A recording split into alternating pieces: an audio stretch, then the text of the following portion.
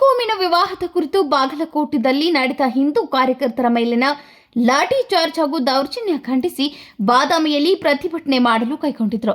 ಬಾಗಲಕೋಟೆ ಜಿಲ್ಲೆಯಲ್ಲಿ ನಡೆದ ಅನ್ಯ ಕೋಮಿನ ವಿವಾಹದ ಕುರಿತು ಹಿಂದೂ ಕಾರ್ಯಕರ್ತರ ಮೇಲಿನ ಲಾಠಿ ಚಾರ್ಜ್ ಹಾಗೂ ದೌರ್ಜನ್ಯ ಖಂಡಿಸಿ ಬಾದಾಮಿಯಲ್ಲಿ ಪ್ರತಿಭಟನೆ ಮಾಡಲು ಸಂಘಟಿತರು ಕೈಗೊಂಡಿದ್ದರು.